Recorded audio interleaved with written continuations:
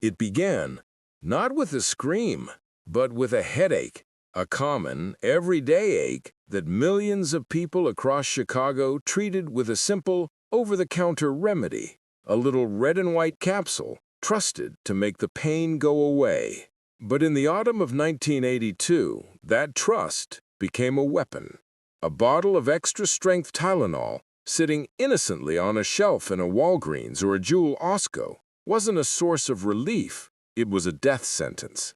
This is the story of the Tylenol murders, a case of such random, insidious evil that it shattered America's innocence, rewrote the rules of consumer safety, and introduced a new word into our national vocabulary: tampering.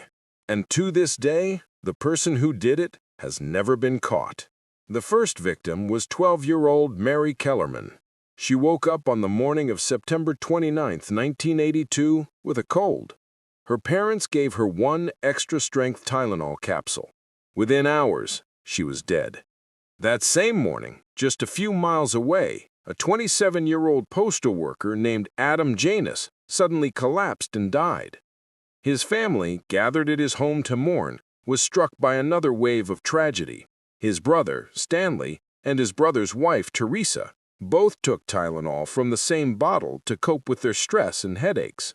They, too, collapsed and died. 3 people from one family wiped out in a single day. The connection was as swift as it was terrifying. A sharp-eyed medical examiner, Dr. Thomas Kim, noticed an unusual, almond-like smell emanating from the victims. The toxicology reports confirmed his worst fear: cyanide. Potassium cyanide, a deadly poison, had been placed inside the Tylenol capsules. The killer had meticulously opened the capsules, replaced the acetaminophen with a lethal dose of cyanide, resealed them, and slipped the bottles back onto the shelves at least half a dozen different stores in the Chicago suburbs. Panic erupted overnight. The Chicago Police Department, the FBI, and health officials launched a massive manhunt. News broadcasts showed officials dumping entire shelves of Tylenol into hazmat bins. A massive public warning went out: destroy all Tylenol products. Do not take any Tylenol capsules. But it was too late for Mary Reiner, Paula Prince, and Mary McFarland. They had already purchased the poison bottles.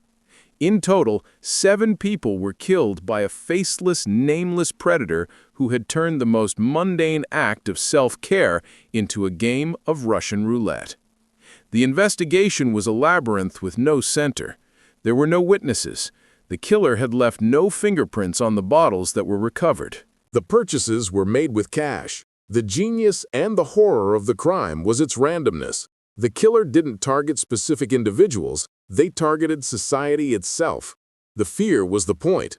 Who was this person? A disgruntled employee? A random sociopath? The prime suspect for years was a man named James W. Lewis. He was never charged with the murders, but he was convicted of extortion for sending a letter to Johnson & Johnson, the makers of Tylenol, demanding $1 million to stop the killing. In the letter, he displayed a chilling knowledge of the cyanide use. He was a skilled artist and draftsman, capable of the meticulous work required to tamper with the capsules.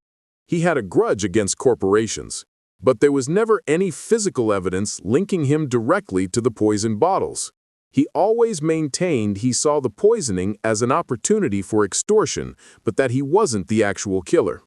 Another suspect, a man named Roger Arnold, was investigated after he was overheard in a bar bragging that he had gotten away with the Tylenol murders. A search of his home turned up cyanide and firearms, but no concrete evidence connected him to the tainted bottles. The case grew cold, a deep freeze that has lasted for over 4 decades. The legacy of the Tylenol murders, however, is everywhere. It forced a complete overhaul of product safety. The tamper-evident seals on your medicine, your food, your soda, those exist because of these 7 victims. The entire paradigm of corporate crisis management was rewritten by Johnson & Johnson's swift and transparent response, which is still studied in business schools today. They recalled 31 million bottles at a staggering cost, saving countless lives and rebuilding public trust. But for the families of the victims, no corporate legacy can replace their loved ones. They're left with an endless, aching question mark. The killer is likely still out there, an elderly person now, living with a dark, terrible secret. Or perhaps they are already dead, their truth buried with them. So I have to ask you, who do you think was responsible? A lone wolf like Lewis, or someone else who was never even on the radar? And in our modern world of online shopping and complex supply chains, could a crime like this happen again? Let me know your thoughts in the comments below. Tell me where you're watching Criminal Codex from. Drop your city in the comments. I read every single one.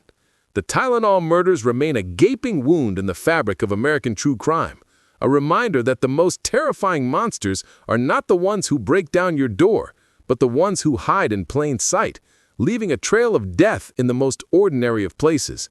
If you enjoyed this story, make sure to like the video, share it with your friends, and subscribe to Criminal Codex for more true crime stories.